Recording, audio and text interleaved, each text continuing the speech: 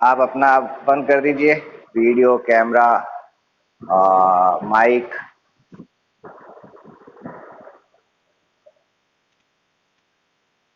Mic on है किसी का? माइक ऑफ कर दीजिए। चलिए, आज अब हमने जो कल जो लास्ट जो क्लास में हमने किया था वो था हमारा माइकलसन इंटरफेरोमीटर। और हमारा जो लास्ट केस ये था कि हमने ये माना कि अर्थ रिवॉल्व कर रही है, अर्थ में रोटेशन हो रहा है v वेलोसिटी के साथ में, अर्थ v वेलोसिटी के साथ में मूव कर रही है। और इस पर रखा हुआ हमारा माइकलसन इंटरफेरोमीटर का जो किट है वो किट भी इसी डायरेक्शन के अंदर, जिस मिरर M1 जिस डायरेक्शन में अर्थ मूव कर रही है उस डायरेक्शन में मिरर M1 मूव कर रहा है। मिरर M2 उसके परपेंडिकुलर डायरेक्शन में है। और फिर इस केस के अंदर हमने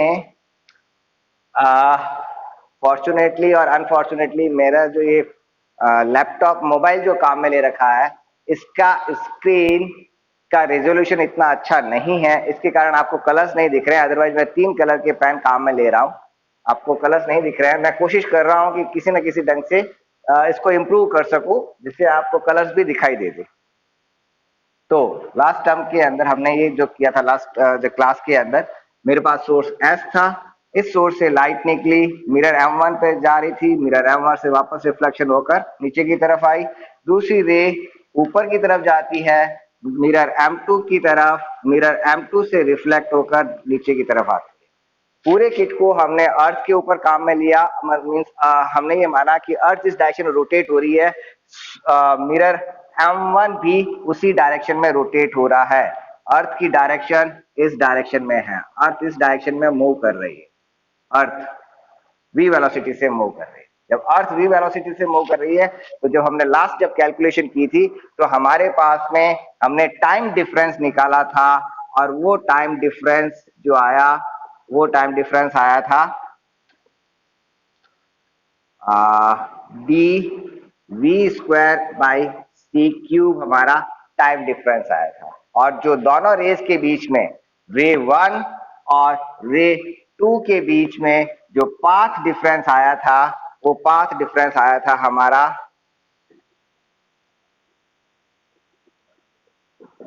D v square by c square. ये हमने लास्ट टर्म में कर लिया था ना।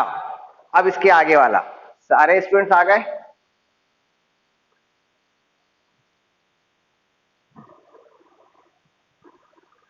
हेलो,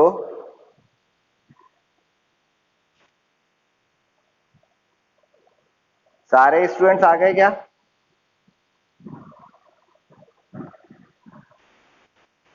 हाँ, तो एक बार आने दो फिर आगे स्टार्ट करता हूँ। तब तक आप लोग भी इसको एक बार लिख लीजिए। मैं भी जब तक दूसरा वाला जो मेरा कैमरा है उसको मैं स्टार्ट करने की कोशिश कर रहा हूँ। हाँ,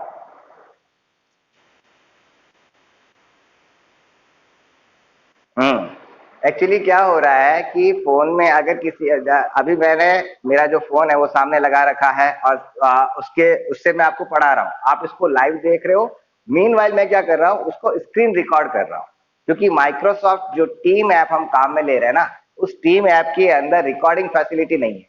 तो मुझे रिकॉर्डिंग के लिए क्या करना पड़ रहा है, स्क्रीन को मैं रिकॉर्ड कर रहा हूँ। तो अगर आपने मेरा वीडियो देखे हैं तो उस वीडियो के अंदर आपको बीच में कोई एक वो दिखाई दे रहा होगा कि किसी का मेल आ गया है, किसी का मैसेज आ गया है, या किसी ने साउंड ऑफ कर दी है। तो जैसे ही साउंड ऑफ या कुछ भी हो रहा है तो जो स्क्रीन रिकॉर्डर जो फंक्शन है उसमें से साउंड गायब हो जाती है।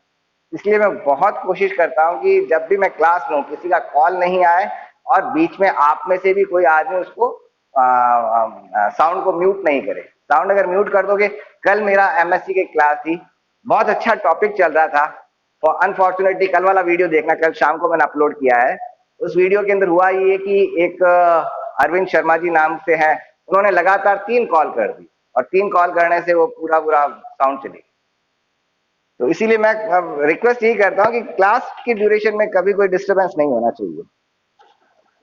वेल, आज भी कोशिश कर रहा हूँ कि कुछ डिस्टरबेंस नहीं हो।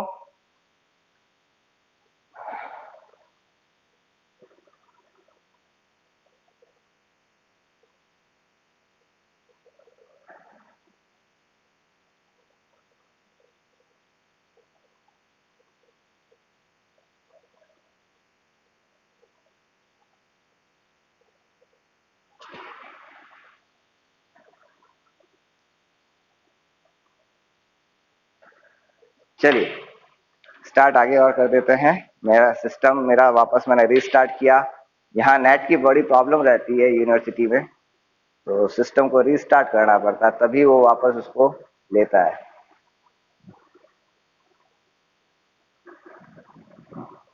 अब अभी हमारा इस केस के अंदर mirror m1 is parallel to earth velocity, earth velocity के पैरेलल है। ठीक है, अब पूरे किट को हम क्या करेंगे, 90 डिग्री से रोटेट कर देते हैं। Rotate whole kit by 90 degree, rotate kit by 90 degree. इस पूरे किट को मैं 90 डिग्री से रोटेट कर देता हूं। इसको मैं इस ढंग से 90 डिग्री से मैंने रोटेट कर दिया पूरे किट को। अब इस किट के अंदर हमारे है क्या, हमारे पास 4 कंपोनेंट है। यहाँ पे टेलीस्कोप है ना, तो 4 कंपोनेंट है। जब मैं इसको 90 डिग्री, और चारों कंपोनेंट एक दूसरे के साथ में, मतलब ये 2 कंपोनेंट एक लाइन में आ गए, सोर्स मिरर M1 एक लाइन में है, मिरर M2 और टेलीस्कोप एक लाइन में। इस पूरे को मैंने क्या किया, 90 डिग्री से रोटेट कर दिया। जब मैं इसको 90 डिग्री से रोटेट करूंगा तब क्या होगा, सोर्स आ जाएगा टेलीस्कोप की जगह, टेलीस्कोप आ जाएगा मिरर M1 की जगह, मिरर M2 आ जाएगा यहां पर। ठीक है, और मिरर M2 आ जाएगा सोर्स की जगह, M1 आ जाएगा मिरर M2 की जगह। तो हमारी जो पोजीशन बनेगी वो पोजीशन इस तरह से बन गई, mirror M2 source, then mirror M2 से सीधा आए, मिरर M2 के सामने आ गया यहाँ पे टेलीस्कोप, इधर आ जाएगा मेरे पास में टेलीस्कोप। परपेंडिकुलर डायरेक्शन में मेरे पास में, जब इसको मैंने रोटेट किया, ऊपर आ जाएगा मिरर M1, इसको मैंने यू रोटेट किया है 90 डिग्री। ठीक है, यहां से इसको नीचे लिया और इसको ऊपर लिया, तो यहां पर आ गया मेरे पास में मिरर M1 और सोर्स नीचे चला गया, तो यहां पर मेरे पास में है सोर्स। देन जैसे मैंने इसको रोटेट किया, ये जो है अब ग्लास प्लेट भी क्या हो जाएगी, रोटेट हो गई। 90 डिग्री से रोटेट कर देते हैं, तो ये ग्लास प्लेट मेरी यहां पर इस तरह से आ गई। ये मेरा सेटअप बन गया। अब इस सेटअप में पूरे किट को मैंने 90 डिग्री से रोटेट कर दिया।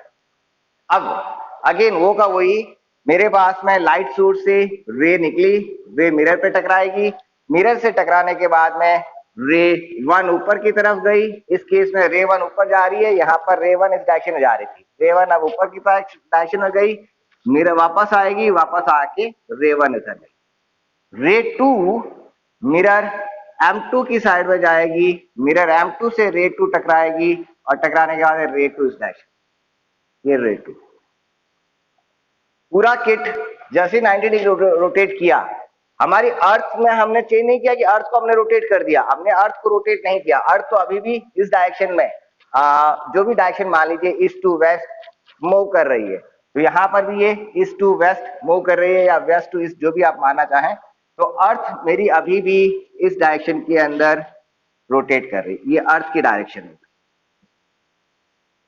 अर्थ की डायरेक्शन v, अर्थ इस डायरेक्शन में जा रही है। जब अब अर्थ इस डायरेक्शन में जा रही है, तो अर्थ की डायरेक्शन में अब हमारा मिरर M2 आ गया, और मिरर M1 M2 की जगह आ गया, दोनों की पोजीशन आपस में इंटरचेंज हो जाएगी। तब इस केस के अंदर हमारे जो रिजल्ट्स हैं, उन रिजल्ट्स में क्या फर्क पड़ जाएगा, जो अभी हमने जो पुराने रिजल्ट निकाले थे, इस केस में जो मिरर M1 के लिए रिजल्ट थे, अब वो मिरर M2 के लिए हो जाएंगे। कैसे हो जाएंगे, जब यहां से लाइट निकली और लाइट मिरर M2 की तरफ जा रही है, तब क्या होगा, मिरर आगे की तरफ शिफ्ट हो जाएगा। कितना शिफ्ट हो जाएगा, v मल्टीप्लाइड बाई जो उसने टाइम, जो रीचिंग टाइम लग रहा है t1 टाइम लग रहा है, t1 से आगे शिफ्ट हो गया। फिर जब लाइट वापस यहां से निकलेगी, तो ये जो आपका स्प्लिटर है, स्प्लिटर आगे शिफ्ट हो जाएगा उस डायरेक्शन के अंदर। तो इस केस के अंदर हमारा टाइम वही आएगा जो कि हमारा इस केस में था मिरर M1 के लिए। तो जो मिरर M1 के लिए टाइम था, वही टाइम यहाँ पर मिरर M2 के लिए आ जाएगा, जब हम इसको 90 डिग्री रोटेट कर रहे हैं। तो यहाँ पर जो मेरा टाइम आया t, जो हमने पहले निकाला था मिरर M1 के केस में, वही टाइम आएगा, that is 2d/c divide by 1 minus, 1 minus था या प्लस था, मुझे 1 माइनस v² / c²। ये टाइम आएगा मिरर M2 के लिए, आने का और जाने का टोटल टाइम। सिमिलरली रे 2 के लिए वही केस होगा जो अभी हमने पिछली बार इस केस में किया था। मिरर आगे शिफ्ट हो रहा है और जो हमारा जो ट्राइंगल हमने बनाया था इस तरह से, वही सब कुछ केस है जाते वक्त और आते वक्त। तो इस केस में हमारा टाइम टी डैश जो आया वो जो हमने पहले निकाला था उसी तरह से 2d/c divide by √1 minus v²/c² आया। तो दोनों टाइम में फर्क अभी भी आएगा। जब फर्क आ रहा है तो दोनों टाइम से हम टाइम डिफरेंस दोनों रेज के बीच में, रे 1 और रे 2 के बीच का टाइम डिफरेंस हम निकाल सकते हैं। और वो टाइम डिफरेंस हमारा कितना आया, टाइम डिफरेंस जैसा पिछली बार निकाला था, सब कुछ वो का वही किया, टाइम डिफरेंस उसी के बराबर, क्योंकि इन दोनों वैल्यूज में कोई फर्क नहीं आ रहा है। तो टाइम डिफरेंस वही आया, dv²/c³। टाइम डिफरेंस उतना ही आएगा और इससे हम पाथ डिफरेंस निकाल सकते हैं। तो पाथ डिफरेंस भी वही आया, टाइम डिफरेंस को मल्टीप्लाई कर दीजिए वेलोसिटी से, तो पाथ डिफरेंस भी वही होगा, dv²/c²। पाथ डिफरेंस हो गया ये फर्स्ट केस में, केस फर्स्ट, केस सेकंड, दोनों केसेस का पाथ डिफरेंस हमने निकाल लिया, ये आया। नोट डाउन कर लीजिए, कहीं कोई डाउट हो पूछ लीजिएगा।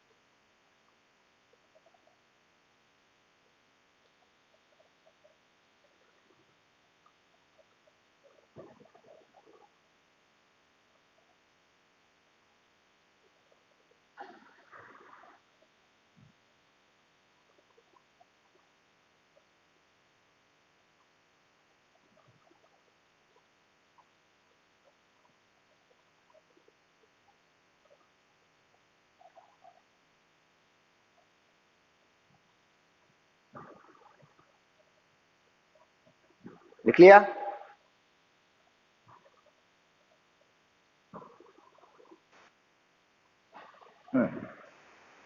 ठीक है, कोई डाउट?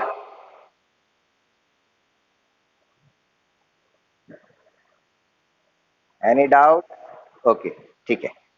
तो अब हम क्या करते हैं, हमने जो किया, अब हमारा नेट पाथ डिफरेंस, दोनों केसेज के बीच का नेट पाथ डिफरेंस हम फाइंड आउट कर लेते हैं। नेट पाथ डिफरेंस कितना हुआ, फर्स्ट केस में इतना है, सेकंड केस में इतना है। तो फर्स्ट केस से दूसरे केस में अगर शिफ्ट करते हैं, मेरे पास में दो वैल्यूज है और दोनों के अंदर कुछ वैल्यू में डिफरेंस है। मान लीजिए इसके अंदर मेरे पास कुछ डिफरेंस आ रहा है, मैं एक एग्जांपल लेके जा रहा हूं, इसमें मेरे पास एक डिफरेंस है -3 का, इसमें मेरे पास डिफरेंस है +4 का। तो नेट कितना दोनों में डिफरेंस है, नेट दोनों में डिफरेंस कितना है, वो कितना होगा, इन दोनों को मैं क्या कर लेता हूं, ऐड कर लेता हूं।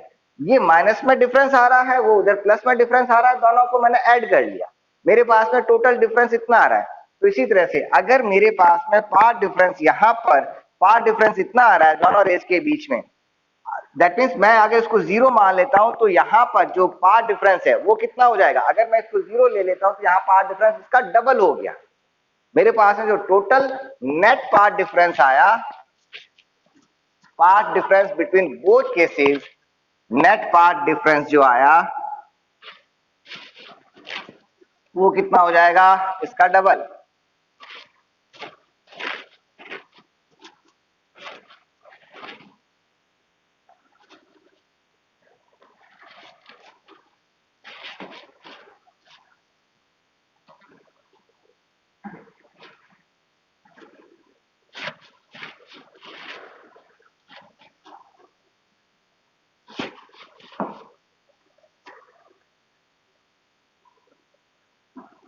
Net path difference between both cases, which will be dv square by c square plus dv square by c square, that is मेरे पास में हो गया 2dv square by c square, path difference आ गया दोनों केसेज के बीच। जब दोनों केसेज के बीच में इतना पाथ डिफरेंस है, तब उस केस में, अब मैं थोड़ा सा इसको, अच्छा चलिए इसी को, अब बेसिकली है क्या कि मेरे पास में like point light source, splitter, mirror M1, mirror M2, mirror M1 से सॉरी सोर्स S से लाइट निकलती है, मिरर पे जा रही है, रिफ्लेक्शन हो रहा है, वापस इधर आ रही है, एक लाइट ऊपर जा रही है, वापस नीचे आ रही है, तब हमको यहाँ पे क्या दिखाई दे रहा है, जो हमने पिछली बार मैंने आपको बताया था, यहाँ पर मुझे दिखाई देती है सर्कुलर रिंग्स। तो मेरे पास में यहाँ पर इस तरह से सर्कुलर रिंग्स दिखाई देती।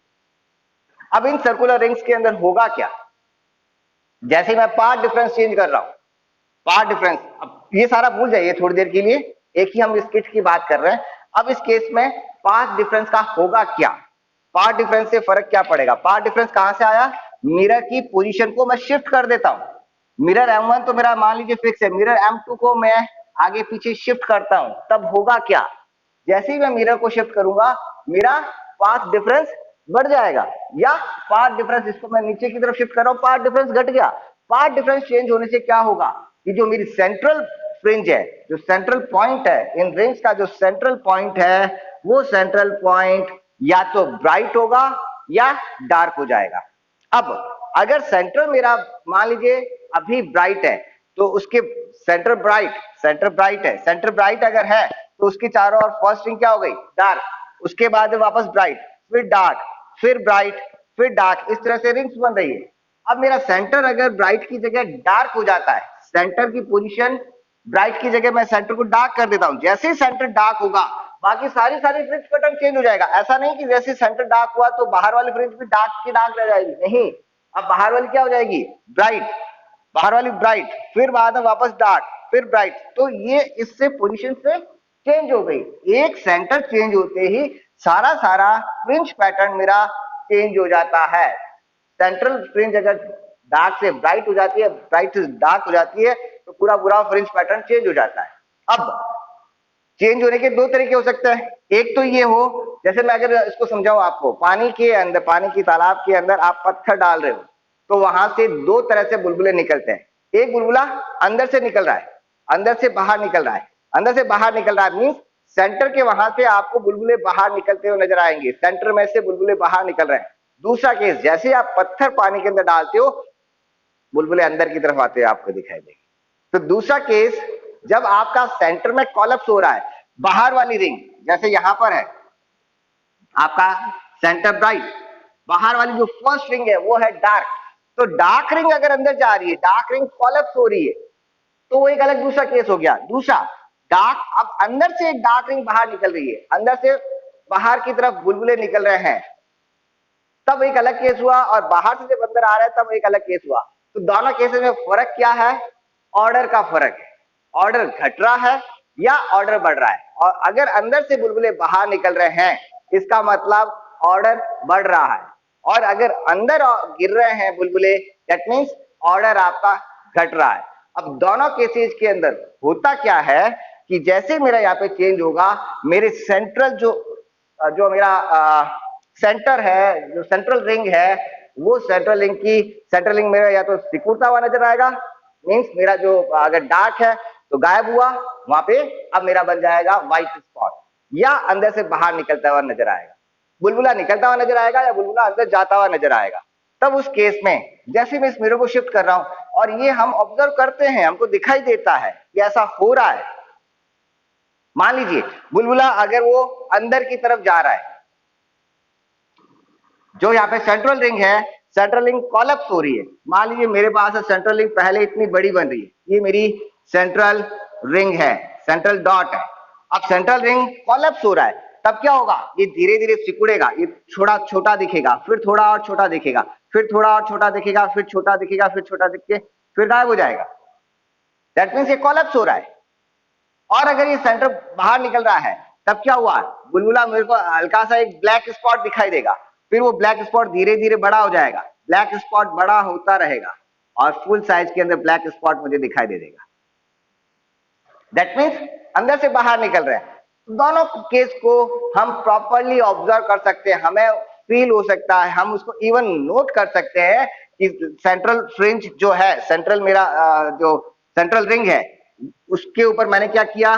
क्रॉस वायर लगा दिया, 2 क्रॉस वायर लगा दिए। वैसे तो एक क्रॉस वायर सफिशिएंट है, मान लीजिए 2 क्रॉस वायर लगा दिए। मैं बता सकता हूं सेंट्रल फ्रिंज की विड्थ, सेंट्रल जो रिंग थी वो इतनी मोटी थी, उसकी डायमेंशन, उसके डायमीटर में निकाल सकता हूं। अब जैसे ही मैंने इस मिरर को पीछे की तरफ शिफ्ट कर रहा हूं, ये सेंट्रल रिंग क्या हो जाएगी? क्रॉस वायर तो वहीं पे रहा, क्रॉस वायर यहीं पे रहा, लेकिन सेंट्रल रिंग क्या हो गई? सिकुड़ गई। क्रॉस वायर यहीं पे है, सेंट्रल रिंग सिकुड़ गई। तब इस केस में हम आराम से बता सकते हैं कि सेंट्रल रिंग सिकुड़ रही है। क्यों सिकुड़ रही है? बिकॉज मिरर को मैंने शिफ्ट किया है। तो यही सब कुछ हम यहां पर भी पता लगा सकते हैं। यहां पर हमारा पाथ डिफरेंस दोनों केसेस के बीच में 2dv²/c² पाथ डिफरेंस आया। तो अगर मान लीजिए ये केस फर्स्ट के लिए मेरे पास में, जब केस फर्स्ट ये जहां पर मिरर M2 वेलोसिटी के साथ में, अर्थ वेलोसिटी के साथ में 90 डिग्री का एंगल बना रहा है, या वेलोसिटी, अर्थ वेलोसिटी मिरर M1 के साथ में पैरेलल है, मिरर M1 के साथ में पैरेलल है, उस केस में हमारा सेंट्रल विड्थ हम मेजर कर, सेंट्रल जो रिंग है उसकी थिकनेस हम मेजर कर सकते हैं। दोनों तरफ क्रॉस वायर लगाया, थिकनेस हमने मेजर कर ली। अब मैंने क्या किया? इस किट को रोटेट कर दिया 90 डिग्री से, 90 डिग्री रोटेट। जैसे ही मैंने 90 डिग्री रोटेट किया, वेलोसिटी के पैरेलल में आ गया मिरर M2। जैसे मिरर M2 पैरेलल में आ गया, मेरे पास में net path difference del x, net path difference इतना आ गया 2dv²/c²। पुरानी वाली पोजीशन से अब पाथ डिफरेंस इतना हो गया। क्यों हो गया इतना? क्योंकि रे 1 और रे 2 के बीच में टाइम डिफरेंस है, रे 1 और रे 2 के बीच टाइम डिफरेंस है, तो नेट पाथ डिफरेंस मेरे पास इतना आ गया। जैसे ही इतना पाथ डिफरेंस आ जाता है, थ्योरी हमारी क्या कह रही है कि अब इसको क्या हो जाना चाहिए? सिकुड़ जाना चाहिए, क्योंकि पाथ डिफरेंस आ गया, पाथ डिफरेंस आने के बाद में इसको सिकुड़ जाना चाहिए, या इसकी जगह नया आ जाना चाहिए। मींस ये वाली पोजीशन नहीं रहेगी। यहाँ पे क्रॉस वायर है, ये दोनों क्रॉस वायर से ये सिकुड़ गया, इसके अंदर चेंजेज हो जाने चाहिए। अब कितने चेंजेज होंगे, क्या होगा? तो अगर मेरे पास में माइकलसन इंटरफेरोमीटर हम सेकंड ईयर के अंदर और पढ़ेंगे, तब वहां पर एक चीज आएगी, अभी मैं उसका डायरेक्ट फॉर्मूला ही लिख रहा हूं। फॉर्मूला ये कहता है कि अगर मैं इसको मिरर M2 को पीछे की तरफ शिफ्ट करता हूं या आगे की तरफ, इसकी पोजीशन को मैं λ/2 से शिफ्ट करता हूं, अगर λ/2 से मिरर की पोजीशन को मैं शिफ्ट करता हूं, तो if mirror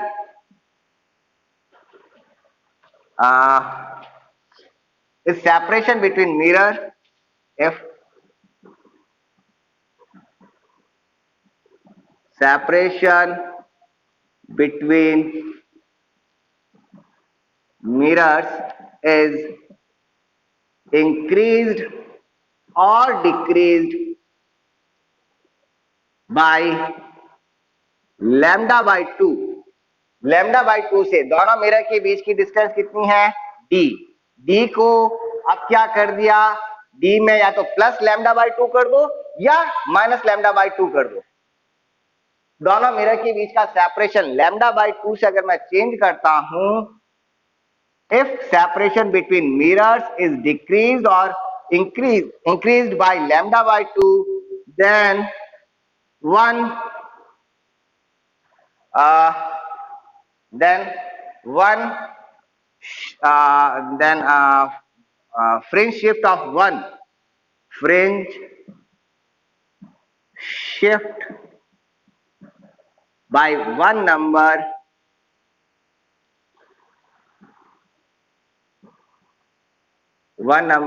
is observed। One number से फ्रिंज में शिफ्ट हो जाएगा। वन नंबर से फ्रिंज में शिफ्ट होने का मतलब क्या हो गया कि अगर मेरे पास में यहाँ पर ये यहाँ पे nth डार्क रिंग है, तो अब मेरे पास में n+1th डार्क रिंग आ जाएगी। और अगर यहाँ पे n-1th डार्क रिंग है, मींस 11th डार्क रिंग है, तो अब मेरे पास में 12th डार्क रिंग हो जाएगी या 10th डार्क रिंग हो जाएगी। एक नंबर से डार्क रिंग चेंज हो जाएगी। एक नंबर से डार्क रिंग चेंज होने का मतलब क्या हुआ कि पहले एक डार्क रिंग थी मेरे पास में, पहले एक डार्क सर्किल था, मान लीजिए ये सर्किल था मेरे पास में, ये सर्किल है मेरे पास में 10th डार्क रिंग है, 10th डार्क रिंग। अब उसके बाद क्या होगा, जब मैं इसको λ/4 से शिफ्ट करूंगा, तो मेरे पास में सेंटर हो जाएगा ब्राइट, पहले ब्राइट, फिर बाद में वापस आया मेरे पास में ब्लैक। अब ये ब्लैक कौन सा हो गया, ये λ/4 फिर λ/4, टोटल शिफ्ट हो गया मेरे पास में λ/2 का शिफ्ट। यहां से यहां तक जो शिफ्ट हुआ वो हुआ λ/2 का शिफ्ट।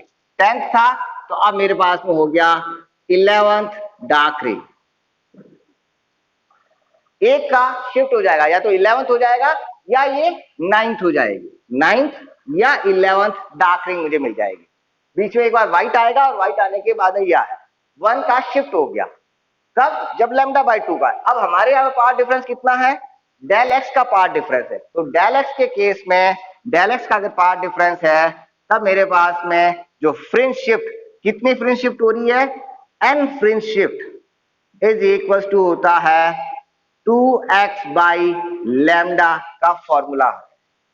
ये तो यहीं से निकल जाएगा सिंपल सा, क्योंकि और उस नियम से, ये है नंबर ऑफ फ्रिंज शिफ्ट, इतनी फ्रिंज शिफ्ट होगी। ठीक है, तो हमारे पास में x की वैल्यू मैं यहां पर रख देता हूं, तो मेरे पास में n निकल जाएगा, और वो n कितना आ गया कि कितनी फ्रिंज शिफ्ट हो रही है, ये वैल्यू मैं यहां रख लेता हूं। देन ये हो जाएगा 4dv² λc², इतना फ्रिंज शिफ्ट होगा। फ्रिंज शिफ्ट मींस इतनी, ये जो भी वैल्यू इसकी कैलकुलेशन से निकलेगी, उतनी रिंग्स आगे शिफ्ट हो जाएगी या उतनी रिंग्स पीछे शिफ्ट हो जाएगी। इसको लिख लीजिए, फिर आगे करते हैं।